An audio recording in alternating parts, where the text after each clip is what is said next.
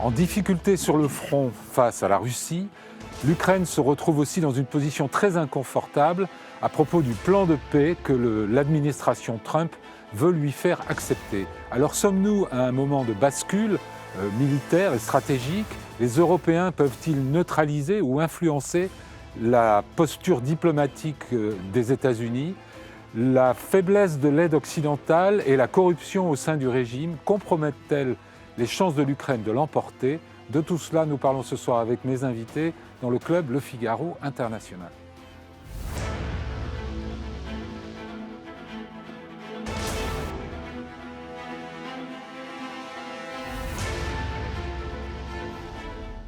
Céline Maranger, bonsoir. Vous êtes chercheuse sur la Russie, l'Ukraine et le Bélarus à l'IRSEM, l'Institut de recherche stratégique de l'école militaire.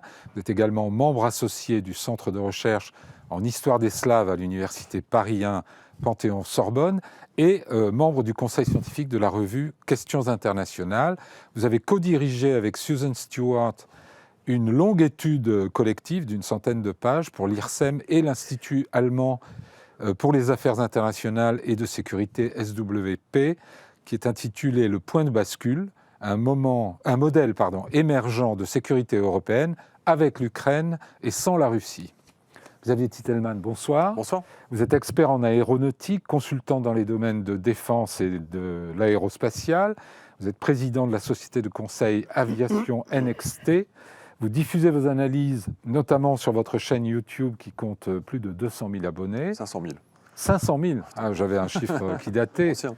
Waouh. Et vous suivez de près l'actualité de la guerre en Ukraine où vous vous êtes rendu à plusieurs reprises, y compris très récemment. Isabelle Lasserre, bonsoir. Bonsoir. Vous êtes la correspondante diplomatique du Figaro. Vous avez été grand reporter dans les Balkans et l'ex-URSS, ainsi que correspondante à Moscou. Vous avez signé de nombreux ouvrages, dont le dernier vient de paraître le 15 octobre. Les fantômes de Munich, l'Europe face aux défis du monde contemporain aux éditions de l'Observatoire. Patrick Saint-Paul, bonsoir. Bonsoir Vous Philippe. êtes rédacteur en chef du service international du Figaro, ancien correspondant à Jérusalem, Berlin et Pékin. Vous vous êtes rendu à plusieurs reprises en reportage en Ukraine, dont vous connaissez à peu près tous les fronts. Alors justement, commençons par les fronts et par vous, Patrick. Qu'est-ce qui se passe à Pokrovsk? On parle aussi de Myrnohad. Est-ce que c'est grave, la situation? C'est grave, c'est-à-dire que les troupes russes progressent de plus en plus et les troupes ukrainiennes sont encerclées dans des poches dans la ville de Pokrovsk, qui se trouve dans le Donbass. Myrnograd est en fait une banlieue à l'ouest de Pokrovsk. Et il y a une bataille en ville, en fait, pour les points les plus élevés. Les Ukrainiens et les Russes se battent pour contrôler les immeubles les plus élevés. Et ils contrôlent chacun des poches à l'intérieur de la ville. Et il y a maintenant des centaines de soldats russes qui sont présents en ville. Et la question pour les Ukrainiens est de savoir à quel moment ils se retirent de la ville pour sauver les hommes et ils se replient sur une autre ligne défensive plus en retrait, sachant qu'il y a une bataille qui est aussi pour user les troupes russes pour les fixer à un endroit, et ça fait partie des enjeux pour les Ukrainiens. En ce moment, le ratio, comme souvent dans cette guerre, puisque les défenseurs sont favorisés, le ratio des morts est en faveur des Ukrainiens. Il varie, selon les estimations, entre 1 à 6 Ukrainiens tués pour 6 Russes, ou 1 à 10. Et donc, il y a entre 1500 morts, en gros les estimations en ce moment c'est 1500 morts par mois ukrainiens sur ce front. Donc il y a un enjeu qui est de tuer le plus de Russes possible sur place. Et donc pour Zelensky, la décision c'est à un moment, quand est-ce qu'on retire les hommes pour les sauver? Parce qu'il y a un certain nombre d'unités d'élite qui sont présentes dans la ville de Pokrovsk et il s'agit de les sauver. Et en gros, c'est combien de temps on reste pour sauver ces hommes? Mais la ville, elle est virtuellement perdue. Mais la ville, tout le monde dit qu'elle est à peu près intenable. Après, on dit que c'est une question de jours, une question de semaines. Il est aussi possible que les Ukrainiens décident de s'accrocher jusqu'au bout et qu'ils tiennent encore des mois et des mois. Xavier Titelman, vous revenez de cette région, C'est le sentiment qu'on a. Il y a une gestion de la défaite d'une certaine manière. Il y a un retrait progressif qui est annoncé, qui est prévu, avec des lignes de défense. Pour le coup, j'ai été 4 fois à Pokrovsk depuis 1 an. On annonçait la chute prochaine de cette ville en été, à l'août 2024. Et effectivement, ce qu'on voit comme défense derrière Pokrovsk sont infiniment plus costauds, puissante que ce qui était devant et qui a été conquis. Je rappelle que juste sur le rayon de Pokrovsk, pour revenir sur les pertes, on a 2200 blindés russes géolocalisés, prouvés perdus, juste sur le rayon de Pokrovsk, qui est la petite zone juste autour. En 4 ans, les Russes ont fait ce qu'un marcheur ferait en une journée, de Donetsk à Pokrovsk.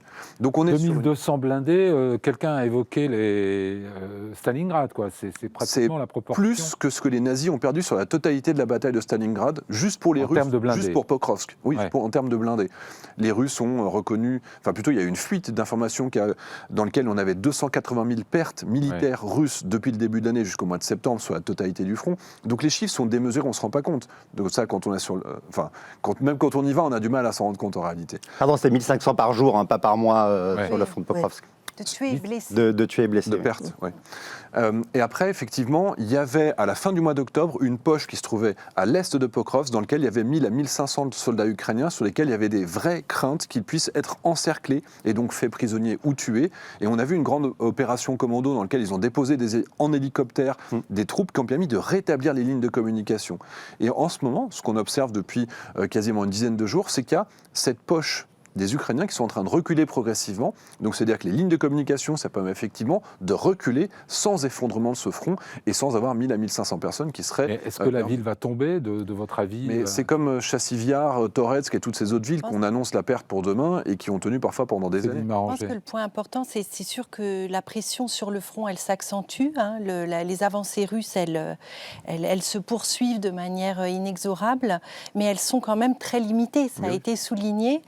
Ce qui est important, je pense, pour les Ukrainiens aujourd'hui, c'est d'empêcher la chute de Pokrovsk à un moment où des négociations très délicates sont engagées. Oui. Parce que ça aurait un effet supplémentaire sur le moral des troupes et ça pourrait être utilisé dans la négociation pour les faire plier sur d'autres points. Je pense que ça, c'est vraiment mais c'est vrai que cette ville de Pokrovsk, en fait, on annonce sa chute. Enfin, ils auront mis plus d'1 an et demi à la conquérir, finalement, quand ils l'auront conquise.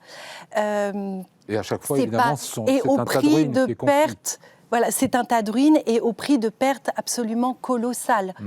Donc, on ne peut pas considérer que ce soit une grande victoire militaire. Exactement. Ouais. Mais cette connexion, Isabelle Lasserre, entre la situation du front et la négociation diplomatique, perdre Pokrovsk maintenant convaincrait encore plus les Américains que les Ukrainiens sont dans une logique de défaite et que donc il est légitime de mettre la pression pour qu'ils abandonnent des territoires. Alors, je ne sais pas si Donald Trump a besoin de preuves supplémentaires pour prendre le parti de Vladimir Poutine, mais effectivement l'enjeu de Pokrovsk, il est aussi diplomatique, et ce n'est pas un hasard d'ailleurs, c'est au moment où les Ukrainiens sont particulièrement en difficulté, plus que le mois précédent, que l'initiative de négociation et ce fameux plan russo-américain arrive en ce moment. Donc il y a une caisse de résonance, évidemment, du côté américain et du côté russe. L'idée est d'appuyer là où ça fait mal et de profiter de la faiblesse de l'adversaire pour le vaincre, en fait. Et pourquoi cet acharnement des troupes russes, de l'état-major russe, sur ce point du front? Alors ça a été annoncé en février 2024. Février 2024, Poutine a mis un ordre d'envahir et de récupérer cette ville avant la fin de l'année 2024, notamment parce que c'était à cette époque-là une sorte de hub logistique sur la totalité du front sud. Et petit à petit, évidemment les Ukrainiens, sachant ce qui était en train de se passer, ont réorganisé leur front pour que ce ne soit plus un hub, mais que ce soit un terminus. Et aujourd'hui, si ce terminus s'effondre, finalement, ça n'aura aucun impact sur le reste du front, comme Bakhmout et tous les autres. Mais les Russes ont gardé cet objectif et cette volonté qu'ils avaient annoncée à l'époque. D'accord. Et qui vont... Mais quand on nous dit c'est un verrou qui ouvrirait... Ce n'est plus le cas. Ce n'est plus le cas depuis plus de 6 mois. Après, ça ouvre la route vers Kramatorsk, mais le problème, c'est depuis la chute d'Avdiivka il y a 2 ans, sur ce même axe, les Russes ont progressé de 35 km. Donc, il faut bien voir que ce qui n'est rien dans une guerre de ce type-là. Et donc, quand les Russes vont vouloir avancer, ils seront confrontés, pour aller à Kramatorsk, au même problème qu'ils ont aujourd'hui avec Pokrovsk, c'est-à-dire qu'il y aura un nouveau nœud, une nouvelle ville qui les arrêtera, et ils progresseront avec autant de difficultés. Les uns et les ça ne va pas se débloquer tout d'un coup. Il n'y a pas, être si un verrou qui va sauter. Non, il ne faut pas être alarmiste, je ne crois pas. Mais par contre, il y a des dispositions du plan Trump, en 28 points, qui pourraient mettre les Ukrainiens dans une situation beaucoup plus périlleuse, notamment les points sur les cessions de territoire. Alors maintenant, dans le nouveau plan européen en 19 points, ça a disparu, mais le fait de demander en fait aux Ukrainiens et à l'armée ukrainienne de quitter les territoires de Donetsk et de Luhansk qu'ils contrôlent encore, en fait, ça impliquerait d'abandonner certaines villes, mais surtout les lignes de défense fortifiées qui sont très solides, et ça permettrait à la Russie par la suite de réattaquer ou en tout cas d'avoir... Voilà, exactement. Mais avant d'en venir au flanc... En tout cas, ça leur donnerait des têtes de pont pour réattaquer plus tard. Donc, voilà, c'est aussi... avec ça en tête, je pense que les Russes mettent la pression sur ces points. On va en venir à ce plan de paix qu'il faut conjuguer au pluriel maintenant, mais sur l'état des forces de part et d'autre, beaucoup d'inquiétudes exprimées en Europe et même aux États-Unis sur l'état des forces ukrainiennes. La Russie, tout le monde a l'air d'admettre qu'elle est rentrée dans une économie de guerre et que ça peut durer encore très longtemps. Quel est votre avis là-dessus, Isabelle ? Je crois qu'il y a un effet de panique en Europe et dans le monde occidental. Et cet effet de panique entraîne une accentuation sur ce que vous dites. La Russie, elle est entrée en économie de guerre depuis très longtemps. Et c'est vrai qu'elle a pu maintenir la stabilité et faire repartir son industrie militaire. Mais il ne faut pas oublier de dire que depuis quelques mois, son économie souffre vraiment. Oui. Et c'est la première fois depuis le début de la guerre qu'il y a un petit peu péril en la demeure au niveau économique. C'est-à-dire que les amis de la Russie, pour l'instant, n'arrivent plus à compenser l'énorme, la gigantesque ponction de la guerre sur l'économie. Et ça a un impact politique. Alors, on peut toujours lire voir le verre à moitié plein ou à moitié vide, mais on peut aussi lire l'histoire en disant que, pour l'instant, on est en train d'essayer d'imposer un plan de paix ou de guerre, ça dépend, à un pays qui non seulement a été agressé, mais qui n'a pas encore perdu militairement. Et c'est vrai que les fronts n'ont pas vraiment bougé depuis un an, ça se compte en quelques kilomètres. Donc les deux parties ont des problèmes, et les deux parties ont du mal à rajouter des hommes dans leurs armées. Céline Maranger, sur cette résilience de la Russie. La Russie est quand même entrée en stagflation, donc c'est l'étape avant la récession. Elle connaît une inflation très forte. Le système bancaire connaît des difficultés majeures. Il y a la menace d'une crise bancaire, du système bancaire, et les sanctions prises par les États-Unis récemment ne sont pas vraiment encore entrées en vigueur. Oui, c'est aussi pour sont ça. Même reportées, j'ai l'impression. C'est aussi pour ça que, en fait, si elles entraient en vigueur, je pense que ça aurait un effet supplémentaire. Et effectivement, je suis tout à fait d'accord. La Russie n'est pas en très bonne santé économique. Oui. Après, mais l'opinion publique on lui demande pas vraiment son avis, alors que côté ukrainien, on parle beaucoup de la fatigue de la population. Côté ukrainien, il y a eu un scandale récemment qui a quand même ébranlé l'Union sacrée et qui a ébranlé le consensus politique. Alors on va dire ce que c'est, puisqu'on en parle maintenant. 100 millions de dollars détournés sur des fonds étrangers destinés aux infrastructures. Non, pas étrangers. C'est de l'argent ukrainien. Sur des fonds destinés aux infrastructures. C'est l'électricité. Et notamment Deux le ministres qui renforcement des centrales nucléaires. Or, aujourd'hui, le réseau électrique ukrainien, qui est vacillant, il dépend principalement de ces centrales nucléaires. Donc, ça a créé un scandale très important, et à raison. Et effectivement, il y a 2 ministres qui ont démissionné, dont une qui est en fuite. Et de l'énergie. De l'énergie. Le ministre de la Justice étant l'ancien ministre de l'énergie. Mais le point le plus gênant dans tout ça, c'est que la tête pensante de ce réseau, d'après des Ukrainiens, serait vraiment un proche du président Zelensky, Timur Mildić, avec qui il a fondé une société de production et qui était celui qui... Et qui s'est enfui d'Ukraine. Il serait en Ukraine. Et donc tout ça, la société civile engagée ukrainienne, elle se bat non seulement pour conserver l'indépendance et la souveraineté de l'Ukraine, mais elle se bat aussi pour que l'Ukraine sorte de cette période post-soviétique marquée par la concussion, la corruption. Et ils étaient récemment, jusqu'à l'annonce de ce plan 28 points, vent debout contre le gouvernement. C'est-à-dire que autant tous les différents politiques, au début de la guerre, ils ont été mis sous le boisseau, autant aujourd'hui, cette société civile engagée et les opposants politiques à Volodymyr Zelensky, ils dénoncent en fait un certain nombre de dysfonctionnements, notamment la concentration du pouvoir, le fait que le président n'a pas eu la volonté de constituer un gouvernement d'union nationale ou de consulter, ne serait-ce que cela, de consulter les membres de cette société civile qui souhaitent faire avancer les réformes, mais aussi les membres de l'opposition élus à la Rada d'État. Est-ce que ça peut nuire à l'esprit de résistance de la population ukrainienne, selon vous ? Non, les gens font vraiment la distinction entre ce qui se passe. Et en fait, c'est aussi ça qui est compliqué, c'est quand on leur parle aux Ukrainiens de la corruption, déjà ils nous disent, mais regarde, nous, on s'est amélioré, on a gagné 10 places dans les classements de corruption depuis 2020. Les Russes, ils ont perdu 25 places alors qu'ils étaient déjà derrière nous. Quand on est transparent, quand on identifie des cas et qu'on le dit, on nous tape dessus en regardant qu'on est corrompu. Est-ce qu'il vaut mieux faire comme la Russie et rien chercher et tout cacher ? Ou est-ce qu'il vaut mieux qu'on soit transparent et effectivement on trouve des choses ? Ils ont une conscience politique assez aiguisée, quoi. Et derrière, les interlocuteurs. La réalité du front, c'est des officiers, même des hommes du rang.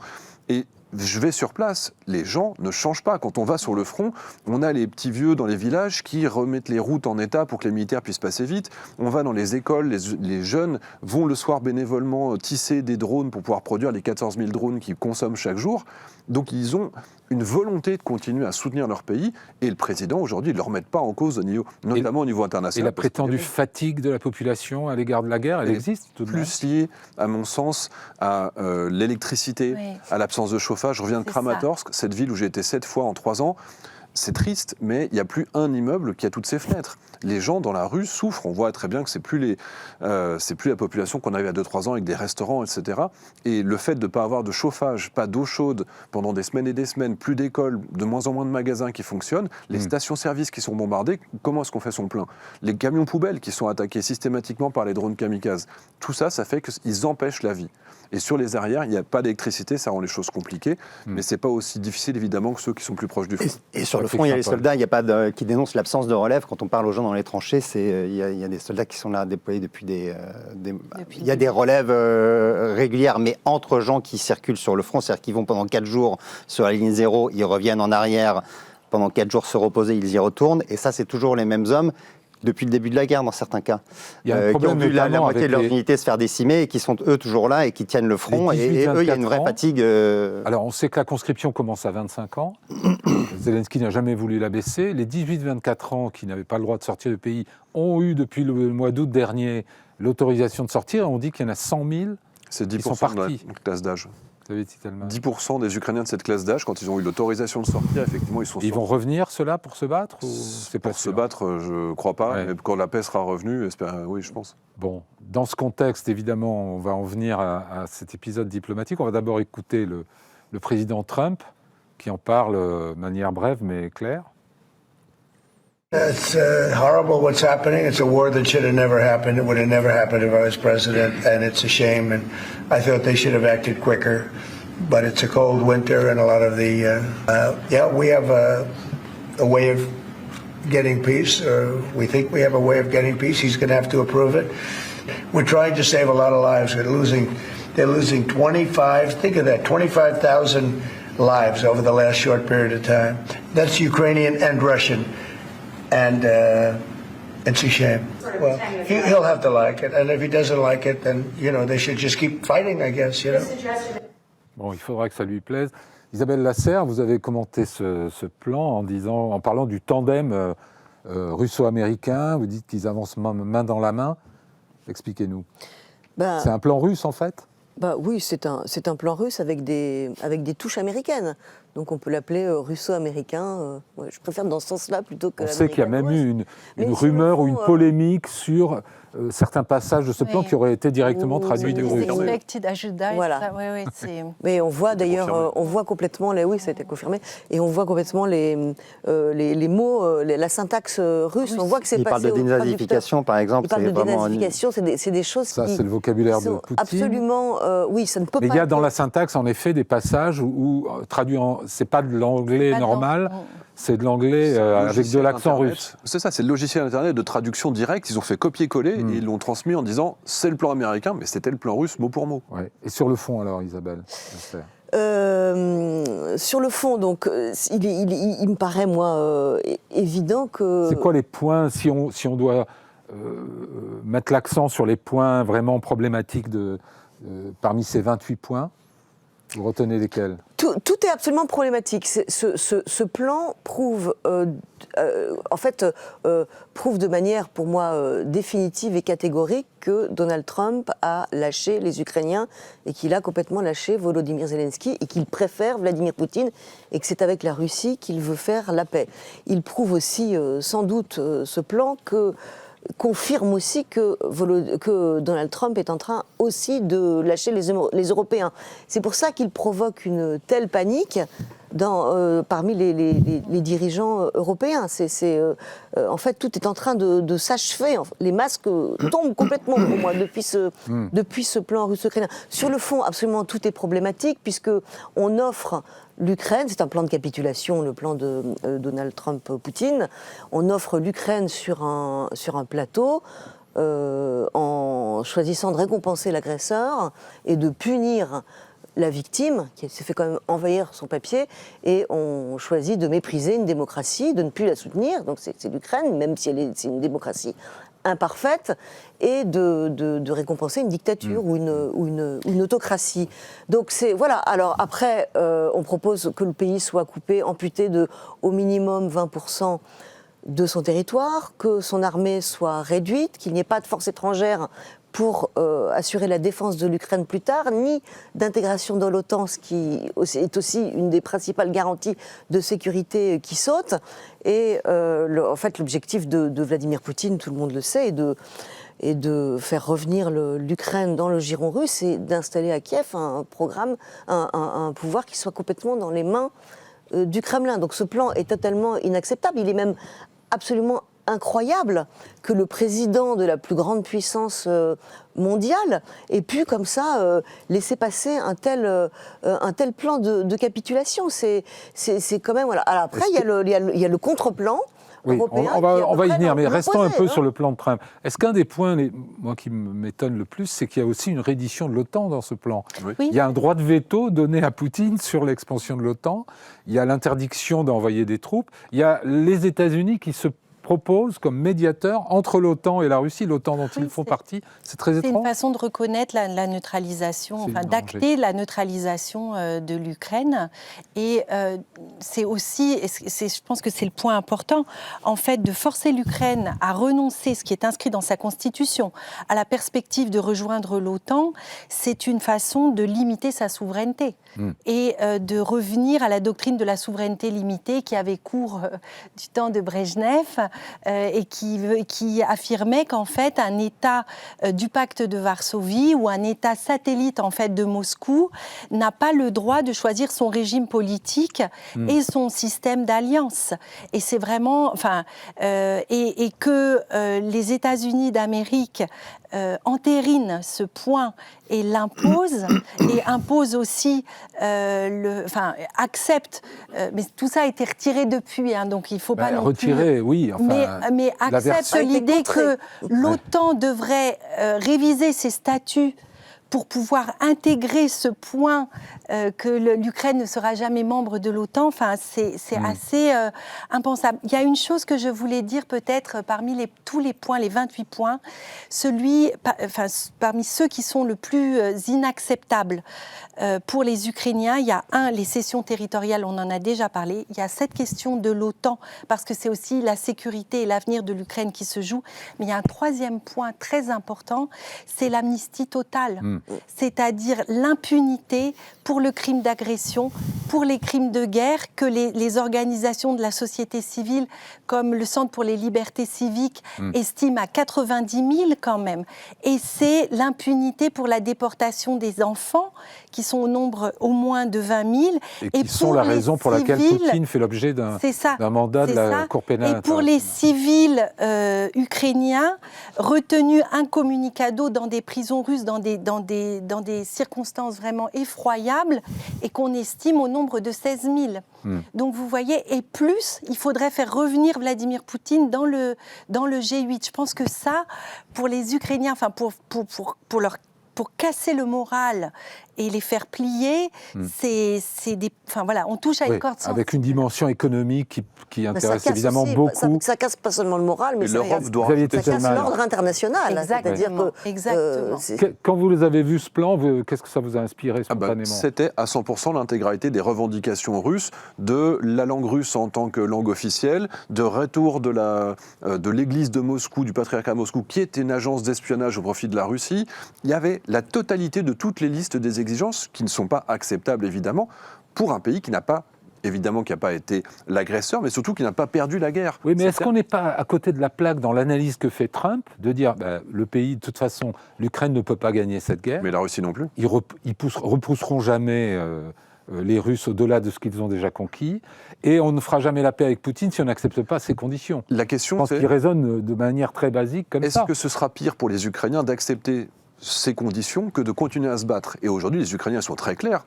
Les conditions qu'on leur exige, qu'on leur impose, veut dire qu'il y aura de nouveau une guerre, une armée réduite, l'interdiction d'avoir des armes à longue portée, ne pas avoir de garantie de sécurité, ne pas avoir de reconstruction de leur pays. C'est la préparation de la prochaine phase de la guerre. On appauvrit le pays, on lui interdit d'être capable de se défendre. C'est fait pour d'ailleurs, hein. Oui. Et c'est l'objectif. Et on les oblige à abandonner leur ligne de défense fortifiée. Ouais. Donc ils savent très bien que accepter ces conditions veut dire plus de morts, plus de souffrances, plus d'occupation, déjà tout de suite avec ces gens qui n'ont pas demandé à être occupés à Kramatorsk et ailleurs et qui vont devoir vivre en zone occupée. Et ils savent ce que c'est, puisque si vous allez à Kherson, que vous parlez aux gens de Kherson, ils ont été occupés et libérés ensuite. Izium, la même chose. Ces gens savent ce que c'est que l'occupation russe. On a des témoignages, parce qu'on parle beaucoup des enfants, les 20 000 enfants qui ont été capturés et envoyés en Russie le soir, quand ils sont reculés de Kherson, ils ont été raflés, les enfants, dans les écoles maternelles et dans les écoles primaires. Et il y a aussi 700 000 mineurs qui ont été virés, c'est de la déportation, 700 000 enfants, ce sont les chiffres russes, ils s'en vantent, qui ont été expulsés de leur famille, de l'Ukraine occupée pour les relocaliser en Sibérie. 700 000. Voilà, donc ils ne peuvent pas simplement accepter cette situation globalement. Ouais. Patrick Saint-Paul, je suis frappé d'entendre les Russes faire constamment référence à ceux qui auraient été convenus entre Donald Trump et Vladimir Poutine lors du sommet d'Anchorage le 15 août. On avait eu l'impression que rien n'était sorti de ce sommet d'Anchorage, que la conférence de presse commune avait été annulée, etc. Et quand vous écoutez Sergei Lavrov, il parle en permanence de l'esprit et de la lettre de ce qui a été convenu à Anchorage entre Donald Trump et Vladimir Poutine. Alors, on nous a caché quelque chose, vous croyez ? Oui, on ne sait pas trop, on a l'impression qu'il y a une sorte de pacte secret. Moi, ce qui m'a frappé dans les 28 points aussi, c'est celui sur l'argent et notamment les avoirs russes gelés. On a l'impression qu'il y a un intérêt financier presque de Donald Trump à faire la paix maintenant très rapidement, et peut-être s'il y a un pacte secret, c'est il essaye, il faut expliquer. Parce qu'il y a 300 milliards d'euros d'avoirs russes qui sont bloqués par des institutions européennes, donc c'est les avoirs russes en Europe, et en réalité, il y a une tentative de l'administration de faire main basse sur ces 300 milliards, 100 milliards qui seraient destinés à financer la reconstruction de l'Ukraine, avec les États-Unis qui auraient un intéressement au bénéfice de cette reconstruction à hauteur de 50%, ouais. Et 200 milliards qui seraient, gelés dans un fonds d'investissement russo-américain. Donc, on a l'impression qu'il y a une sorte de deal financier qui a été rajouté par les Américains. La partie qui a été rajoutée. Ouais. Mais est-ce que le deal, c'est que Poutine a dit à Trump, laisse-moi les terres ukrainiennes et je te laisse mes avoirs en Europe? Ça peut être aussi grossier que ça? Il faut aussi revenir peut-être aux protagonistes de cette affaire. C'est-à-dire que ce plan, il a été négocié par Vitkov et Dmitriev. Ouais. Vitkov, c'est un investisseur, enfin c'est un promoteur immobilier qui a fait sa fortune en rachetant des immeubles en ruine dans le Bronx ou dans le Queens, enfin à New York, et qui est vraiment dans les petits papiers de Donald Trump aujourd'hui, qui sont envoyés pour le Moyen-Orient, pour la Russie et pour l'Ukraine. Mais de l'autre côté, l'un des protagonistes phares, c'est Dmitriev, dont l'épouse est très amie avec la fille de Poutine, qui a passé 15 ans aux États-Unis dans sa jeunesse. Donc, il connaît parfaitement les codes, et qui est revenu en Russie il y a quelques années, il y a une dizaine d'années, certainement peut-être plus, pour diriger un fonds d'investissement. Donc en fait, ce plan, il a été négocié par des gens qui ne sont pas des diplomates professionnels et qui ont un prisme économique. Et on voit se mettre en place une forme de diplomatie parallèle. C'est intéressant parce qu'on a traduit le tweet de J.D. Vance à ce sujet-là, qu'on va afficher, et qui dit plutôt que de laisser des diplomates en échec élaborer des plans de paix qui n'aboutissent jamais, il faut que ce soit des gens du monde réel, etc. Donc il défend complètement cette démarche qui est de laisser des négociateurs immobiliers faire leur diplomatie. Et évidemment, ces négociateurs ont pour objectif de faire de l'argent. Ils n'ont pas pour objectif de trouver un accord durable qui pourrait satisfaire les deux parties ou de défendre le droit international et les principes qui régissent les relations internationales depuis 1945. Oui. Et, c'est sûr que ce n'est pas la priorité d'assurer la sécurité de l'Europe à moyen terme. Donc en fait, on est quand même dans une forme d'impasse. Les Ukrainiens ont calculé que le plan initial violerait 71 obligations juridiques, politiques et internationales souscrites par les États-Unis. Donc c'est quand même pas mal de leur propre fait. Venons-en au contre-plan européen, donc qui a été un peu nettoyé de tous ces... Beaucoup. Peut-être que trop, parce que le problème c'est que plus on s'éloigne du plan russo-américain, comme vous l'appelez, plus le plan euro-ukrainien a peu de chances d'être accepté par la Russie. On en est où là? Pardon? Là, du coup, il est euro-américain maintenant, puisque c'est aussi les Américains qui le portent. Oui, mais les Américains, on sait que ça peut encore changer. Ils n'ont pas donné leur verdict. Oui. Non, mais les Russes le trouvent contre-productif pour l'instant, donc ça veut dire... Il n'y a pas eu d'arbitrage, mais il faut voir quand même que les Russes, pour l'instant, n'acceptaient même pas leur plan russe. C'est-à-dire qu'ils protestaient contre ce qui avait été rajouté par les Américains. Et pour eux, 600 000 hommes dans l'armée ukrainienne, c'est encore trop. Ouais. Et Vladimir Poutine, dès qu'on lui donne ça, il se dit « je vais encore avoir... » il fait monter les enchères en disant « je vais encore avoir plus gros ». Donc même ce plan-là, pour l'instant, il ne l'accepte pas. Alors le plan européen, tout ça va se terminer par un veto russe. Ouais. C'est à peu près... Donc on est revenu à la case départ. On est revenu à la case départ. La difficulté quand même, je pense, c'est que la situation sur le front, elle est difficile. L'hiver va être très difficile, vous l'avez mentionné. L'intensification des frappes sur les arrières... sur les infrastructures voilà, énergétiques, c'est-à-dire témoigne de cette stratégie de destruction totale de l'Ukraine jusqu'à épuisement. Mais ça porte des fruits, malheureusement. Enfin, des fruits, c'est pas des fruits, mais ça paye. Je veux dire, il vise systématiquement les infrastructures critiques, c'est-à-dire les centrales, mais aussi les sous-stations électriques, les réserves de gaz enterrés. Enfin, ils sont en train de chercher à créer un blackout total pour plonger le pays dans le froid et dans le noir. Faire craquer la population. Faire craquer la population. Et c'est vrai que... Enfin, moi, je ne suis pas allée en Ukraine récemment, mais c'est vrai que tous les témoignages que j'ai pu recueillir par ailleurs, la population souffre beaucoup. Je veux dire, à Kiev, en ce moment, il y a quelques heures d'électricité par jour. À Kharkiv, il y avait plus d'eau récemment. Enfin, on va écouter justement une réaction de Volodymyr Zelensky, déjà au plan de Trump initial, mais dans lequel il ajoute cette dimension-là. On l'écoute brièvement. Зараз один з найважчих моментів нашої історії. Зараз тиск на Україну один з найважчих. Зараз Україна може опинитися перед дуже складним вибором. Або втрата гідності, або ризик втрати ключового партнера. Або складні 28 пунктів, або вкрай важка зима. Найважча та подальші ризики.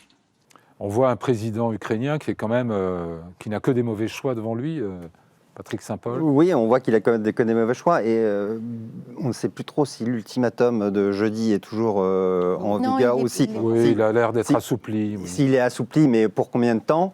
Mais pour l'Ukraine, ce serait une catastrophe de perdre en tout cas l'aide américaine, notamment sur le renseignement, qui est une chose que les Européens ne savent pas remplacer, et sur un certain nombre d'armes de longue portée qui servent à frapper la Russie un peu en profondeur pour essayer d'infliger eux aussi de leur côté, parce qu'on en est là, des souffrances à la Russie, notamment sur les exportations de pétrole, sur les raffineries qui sont frappées. Alors là aussi avec des missiles maintenant ukrainiens, mais pour toutes le renseignement militaire américain est crucial pour déterminer toutes ces cibles. Isabelle Lasserre, est-ce que les Européens ont eu raison d'avancer de manière très prudente, d'essayer de ne pas braquer Donald Trump, d'essayer d'amender son plan sans le rejeter d'un revers de main? Est-ce que ça peut fonctionner? Oui et non. Oui, parce que c'est vrai qu'il est important de garder l'aide en renseignement de Donald Trump et d'éviter qu'il n'aille beaucoup plus loin pour limiter les Ukrainiens, parce qu'on peut tout à fait imaginer. Aujourd'hui, Donald Trump a dit qu'il ne donne plus d'armes aux Ukrainiens, mais il accepte quand même que des armes américaines soient vendues par les Européens aux Ukrainiens. Non, achetés par les Européens, pour les donner aux Ukrainiens. Donald Trump est en mesure, pour certains équipements, de mettre son veto à ça, en train de dire ces armes américaines n'iront pas en Ukraine. Donc il a beaucoup... Mais est-ce qu'elles y vont encore, David Titelman? En grande quantité. Oui. Ça continue parce que il y a un certain flou sur ce que reçoivent vraiment les Ukrainiens. Il y a eu une grosse baisse l'été dernier. Il y a une grosse baisse là, il avait pendant vraiment l'été. bloqué. Il y a un certain nombre d'équipements qui avaient même été décidés à l'époque de Biden, qui devaient être produits sur les années suivantes, sur plusieurs années. Et donc les équipements qui ont été payés en 2023-2024 vont être livrés pour certains jusqu'au milieu de l'année 2026. Et là-dessus, il n'y a pas eu de suspension Alors, à l'été dernier, justement, quand Trump a voulu mettre la pression sur l'Ukraine pour qu'elle cède à des demandes qui étaient aberrantes, à cette époque-là, il avait bloqué. Mais effectivement, ça a été repris juste derrière, quand il y a eu un contrebalancier qui est revenu en arrière. Trump, de toute façon, je pense qu'il n'a pas de vision stratégique sur la situation. Il avance à droite, il voit que ça passe pas, il retourne à gauche. Oui. Pour l'instant, il n'a pas encore commencé à mettre vraiment la pression sur la Russie. Mais dans ce que dit... J'ai pas pu finir ma phrase. Pardon, Isabelle Lasserre, finissez votre phrase. Oui. C'est vrai que j'ai coutume de vous empêcher de finir. Oui, et à la fois non. Oui, parce qu'il faut ménager Donald Trump. Et à la fois non, parce que je pense que Volodymyr Zelensky est confronté, comme il le disait, à un choix extrêmement difficile, le plus difficile depuis le début de de la guerre, mais je pense que l'Europe aussi est à un moment historique de sa vie. Et je crois qu'aujourd'hui, le temps est venu de passer la vitesse supérieure, utiliser les avoirs gelés de la Russie pour armer l'Ukraine rapidement, appliquer de véritables sanctions pour bloquer la flotte fantôme, c'est pas juste. Donc, si l'Europe ne prend pas ce chemin et n'accélère pas en s'opposant à Donald Trump, je ne sais pas ce qui restera de l'Europe après. Parce que si on laisse perdre l'Ukraine, après avoir dit pendant 4 ans qu'on la soutiendrait jusqu'au bout, qu'on défendrait son choix de liberté et de démocratie, que reste-t-il après de nos valeurs, quelle dissuasion peut-on encore avoir? Au point où on en est aujourd'hui, si les Européens ne veulent pas seulement torpiller le plan en 28 points de Trump, mais l'amender et le rendre acceptable, il faut qu'ils convainquent les États-Unis de négocier sur cette base avec la Russie. Est-ce que vous voyez les uns et les autres l'administration Trump aller à Moscou et dire vous devez faire des concessions? Il faut qu'elle mette la pression sur les Russes, ce que disait Xavier Titelman tout à l'heure. Le problème, c'est que pour faire négocier les Russes, il faut leur mettre la pression, il faut appliquer de vraies sanctions, ce que ne font pas les Américains pour l'instant. Pour leur mettre la pression, en gros, il faut renforcer les sanctions, appliquer les sanctions secondaires que Trump a reporté il a annoncé des sanctions sur les 2 grandes sociétés pétrolières, Lukoil et Rosneft, mais avec des sanctions secondaires qui n'ont pas été... Mais Trump s'impatiente aussi de l'attitude des Européens. Il voit que les Européens ne sont pas sérieux non plus dans la façon de sanctionner sur certaines choses. Isabelle Lasserre parlait de la flotte fantôme russe. En fait, ce serait très simple. Sans flotte fantôme russe, il n'y a plus d'exportation pétrolière russe quasiment. Et c'est assez simple de lui faire barrage. Il y a 80% des navires qui passent par le détroit du Danemark. Si on change les règles de circulation, la plupart des navires qui circulent ne sont pas immatriculés proprement, ne sont pas assurés et naviguent dans des conditions déplorables où on est au bord d'une catastrophe, d'une marée noire en permanence. Donc si on change les règles environnementales pour interdire à ces navires de circuler, on peut les arraisonner. Et ce serait une façon pour les Européens d'imposer des sanctions sérieuses à la Russie, mais ils se refusent à le faire parce qu'ils ont toujours peur des réactions de Vladimir Poutine. Sans une officialisation d'une éventuelle guerre, on ne peut pas intercepter les navires qui passent dans la zone. Moi, j'étais dans la Marine nationale pendant 10 ans. C'est vrai que malheureusement, les règles, elles sont très fermes. Un bateau qui passe dans la zone, il a le droit de passer dans la zone, même si c'est un bateau russe, même s'il ne respecte pas les règles de sécurité traditionnelles. On peut éventuellement le contrôler. C'est ce qu'avait fait la France il y a quelques semaines. On avait vérifié un bateau qui n'avait pas d'assurance. Il n'avait pas d'assurance, il avait un faux pavillon. Et en réalité, comme c'est relativement long, il faut des partenariats avec les pays. Les faux pavillons, il faut leur rappeler « Bonjour le Bénin, est-ce que c'est vraiment votre pavillon ?» Non. « Ah ben c'est cool, il est encore là, on a le temps d'aller l'intercepter. Et c'est quand même très très compliqué aujourd'hui. Mais effectivement, les pressions des Américains, ça peut être diplomatique, ça peut être économique et ça peut être militaire. Qu'est-ce qui a fait que les Russes sont revenus à la table des négociations? C'est quand Trump a sous-entendu qu'il pourrait peut-être donner des missiles Tomahawk. Et là, les Russes sont revenus. Trump est revenu en arrière une fois que les Russes étaient revenus vers lui en demandant « Est-ce qu'on peut discuter, s'il vous plaît ?» Donc il y a aussi cette pression militaire. Les États-Unis ont des milliers, 3400 chars de bataille en réserve, 5000 en actifs, 3000 en réserve. Et dans tous les domaines, ils sont capables de donner les équipements qui feraient la différence. Les quelques avions de chasse qui sont donnés par la Belgique, la Norvège, c'est rien par rapport aux centaines d'avions de chasse qui pourraient venir des États-Unis, par exemple. Ouais. Bon, alors, manifestement, on est très en dessous de la main sur l'aide occidentale. Est-ce que, tout de même, les Européens ont moyen de faire avancer leur option, leur propre plan, ou bien, en réalité, en pratique, est-ce qu'ils ne peuvent que essayer de bloquer le plan américain? Est-ce qu'on est dans une démarche positive ou négative, en clair? Céline Maranger. Moi, je trouve que c'est la séquence qui vient de se clore est quand même assez positive, c'est-à-dire qu'on a réussi en l'espace de quelques jours. Alors il y avait les Ukrainiens étaient à la table des négociations, mais il y avait également la France, l'Allemagne, la Grande-Bretagne et l'Italie, autant que Oui. Oui. L'Italie s'est raccrochée. L'Italie s'est raccrochée, Furieuse. voilà. Ils ont quand même réussi à enlever les points les plus problématiques, notamment la question. Oui, mais vous dites la séance se clôt, mais elle commence juste en réalité. Oui, mais ce que je veux dire, c'est que la base de départ maintenant pour la négociation, enfin officiellement, en tout cas c'est ce qu'on a pu. La base de départ, ça n'est plus le plan en 28 points, c'est un plan en 19 points où ne figurent plus, par exemple, les cessions, les concessions territoriales, le fait de devoir quitter les régions de Donetsk et de Luhansk, ça ne figure plus. Le renoncement à rejoindre l'OTAN ne figure plus. Le plan est beaucoup plus satisfaisant pour l'Ukraine, mais est-ce qu'il est, s'il n'est pas accepté par la Russie, ce qui est probable, est-ce que le vrai risque n'est pas que Trump dise écoutez, débrouillez-vous, continuez votre guerre, mais sans moi? Est-ce que c'est pas ça ce que disait Volodymyr Zelensky, on risque de perdre un allié crucial? Est-ce qu'il n'est pas au bord de cette hypothèse? L'architecture de sécurité américaine, elle repose aussi sur des alliances, notamment pour contenir la Chine. Oui. Si aujourd'hui ils abandonnent l'Ukraine, ça veut dire que et Taïwan, et la Corée du Sud, et le Japon n'ont plus aucune confiance dans les États-Unis, dans leur capacité à tenir leur confiance est déjà vacillante. Elle est vacillante, mais là, ce serait acter le fait qu'il faut se débrouiller sans les Américains. Et là, pour la puissance américaine en Asie-Pacifique, tous les stratèges américains disent si on abandonne l'Ukraine, on perd notre position dans la zone. Et Philippines, etc., les bases qu'on construit. Et donc ça, ils en ont très peur. Je pense pas qu'ils pensez que c'est de nature à rassurer, à peser sur la psyché de Donald Trump? Une proposition qui est plus équilibrée. C'est pas un plan qui est pro-russe ou qui est pro-ukrainien en l'occurrence. C'est un plan, d'ailleurs, les Ukrainiens, on ne dit pas vous allez pouvoir entrer dans l'OTAN. On vous donne des garanties de sécurité hors de l'OTAN, dans le cadre exactement comme si vous aviez l'article 5, mais pas dans l'OTAN. Donc même, on ne donne pas aux Ukrainiens ce qu'ils veulent.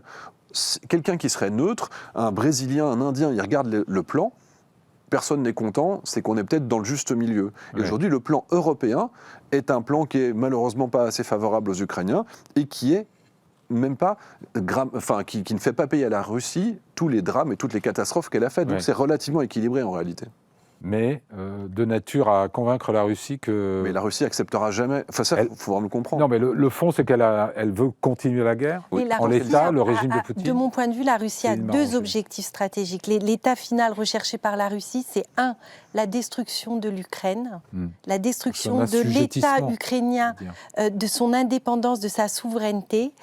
Vladimir Poutine a dit et répété qu'il considère que les Russes et les Ukrainiens forment un seul et même peuple, que la nation ukrainienne n'existe pas et que l'État ukrainien n'aurait jamais dû exister. Donc il faut le prendre au mot.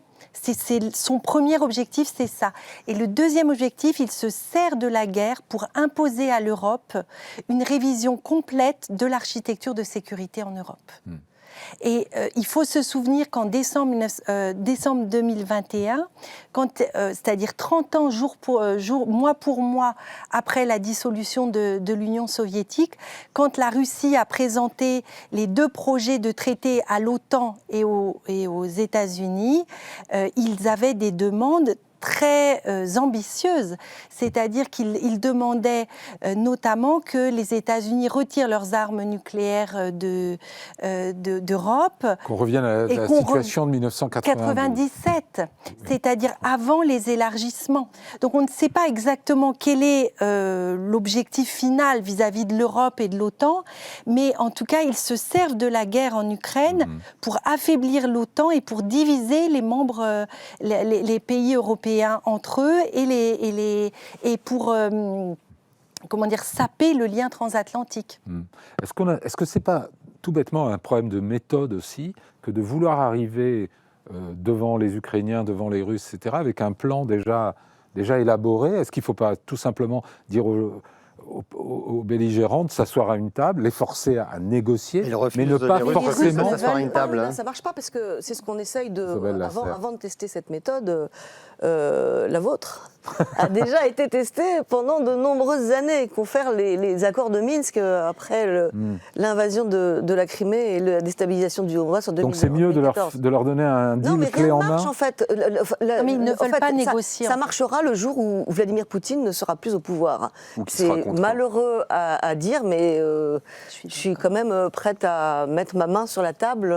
Ou que la Russie soit contrainte militairement ou économiquement. Ou que la Russie soit contrainte contrainte militairement et économiquement de ne plus pouvoir Et continuer. Je pense Donc, qu'ils d'avoir ont une passé trêve. un point de non-retour, en fait. Ils sont dans une dynamique de militarisation croissante, à la fois de l'économie, de la société. Et ce sera très difficile pour la Russie, en fait, de s'arrêter. Aujourd'hui, ils ont entre 550 et 620 000 hommes sur le terrain. Je parle sous votre juste en contrôle. Ukraine, Juste en Ukraine. Donc, si demain, ils devaient démobiliser plusieurs centaines de milliers d'hommes, que vont-ils en faire Ça sera un problème, en fait, même de sécurité publique. Donc, quoi qu'il se passe, en fait, la situation est quand même très critique et périlleuse pour l'Europe. Oui, mais d'ailleurs, à mon avis, il n'y a pas que ça. C'est qu'on peut tout à fait imaginer une Russie, au bout d'un an de guerre, se dire, bon, là, c'est un peu difficile, c'est compliqué. Oui. Je gèle le front, comme je l'avais fait la première fois avec les accords de Minsk, et puis je réchaufferai, je reprendrai la guerre dans 3 ans, quand ce sera plus favorable, etc. Mais là, après le 4e hiver, tous ces morts, il est obligé d'offrir une victoire à son peuple aujourd'hui. Il est obligé, il ne peut pas juste arrêter pour figer la guerre. Ouais. Il lui faut une victoire. Et pour les Européens, quand tous les Allemands, les Français, on tire les signaux d'alarme de tous les côtés pour dire dans 3 à 5 ans, on redoute une attaque des Russes, mais le meilleur moyen d'empêcher ça, c'est d'arrêter la guerre avec la Russie en Ukraine et d'infliger une défaite aux Russes en Ukraine. Et depuis le début, les Européens... C'est quoi une défaite des Russes en Ukraine? Eh bien, il y a déjà une défaite, d'une certaine manière. Ça fait, je veux dire, en 4 ans, ils ont pas avancé. Un cessez-le-feu sur les lignes de front actuelles, telles que le proposent les Européens. C'est une défaite pour la Russie. Tout le monde. Tout le monde a perdu. C'est une défaite pour tout le monde. Mais si on avait donné dès le début, alors maintenant on ne peut pas refaire l'histoire malheureusement, mais les Européens et les Américains sont toujours arrivés avec la liste de demandes ukrainiennes avec des mois de retard, ce qui a empêché les Ukrainiens, au moment où ils avaient leur contre-offensive de 2022 qui fonctionnait, de pouvoir aller plus loin et d'infliger un vrai recul qui aurait pu faire vaciller le pouvoir en Russie à l'armée russe. Mais en dehors de cette période très particulière, les Alliés ont toujours été en retrait sur les livraisons d'armes, toujours en décalage, et parce qu'ils refusaient de gagner la guerre face à Poutine, parce qu'ils redoutaient les conséquences d'une défaite de la Russie, d'un pays doté de l'arme nucléaire et d'une dislocation de la Russie. Et donc ils ont eu en gros, ils ont eu peur d'une victoire de l'Ukraine et ils ont rien fait pour que l'Ukraine gagne. Mais aujourd'hui, je pense qu'ils commencent à comprendre, en tout cas les Européens, que c'était une erreur stratégique de pas vous entendre, mais quand même, on parle beaucoup de plan de paix au pluriel, mais on est très très loin de la paix, n'est-ce pas? Oui. Vous avez dit on est dans cette guerre pour encore des mois, des années. L'espoir stratégique des Ukrainiens, c'est que la Russie n'ait plus les moyens financiers de continuer cette guerre, et ils le disent, le fonds souverain russe national doit être vide à la fin du premier semestre 2026. Pourquoi cette idée si simple est-elle si compliquée à faire comprendre à Donald Trump? Parce que Donald Trump veut son prix Nobel de la paix plus rapidement que ça, à tout prix. Voilà. Et ça, je pense qu'aujourd'hui, tout le monde est d'accord pour dire que c'est son seul motif de continuer à essayer de pousser sur n'importe quelle pression pour faire céder l'Ukraine plus rapidement, parce qu'il n'arrive pas à faire céder la Russie, parce que la Russie continuera... Il n'a pas vraiment essayé de faire céder la Russie. On ne peut pas dire qu'il ait fait des pressions considérables sur la Russie. Absolument aucune. Il a évoqué éventuellement les Tomahawks, il a commencé à dire qu'il mettrait des sanctions. Effectivement, les Russes ont commencé à vendre leur filiale... Et c'est pas suffisant. Les Américains peuvent faire beaucoup plus que ça. Et on voit déjà les conséquences. C'est pas du tout dans l'intérêt des États-Unis. Il dit que le nouveau rival stratégique pour l'avenir, c'est la Chine et qu'il s'agit de se désengager d'Europe pour contrer la Chine.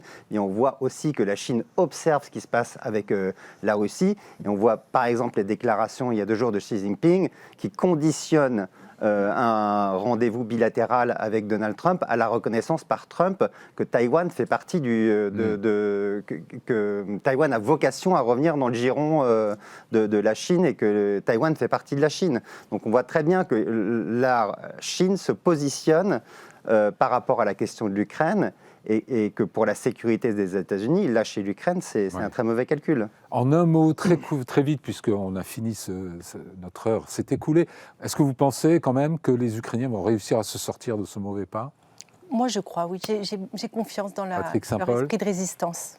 En tout cas, ils ne baisseront pas les armes et ils continueront de se battre s'ils sont lâchés par les Américains. Ça, c'est une certitude. Oui, ils ont de quoi tenir militairement et économiquement. Et si nous, on ne les lâche pas, diplomatiquement, ça continue. Isabelle Lasserre, le mot de la fin. Je crois qu'ils ne pourront pas renoncer à la démocratie et la liberté. Oui. Bravo, c'est beau. Merci à tous les quatre. Même si le ton n'était pas extraordinairement optimiste, il y a quand même des lueurs d'espoir. Merci à vous de nous avoir suivis. Je vous retrouve la semaine prochaine. Très bonne semaine à tous.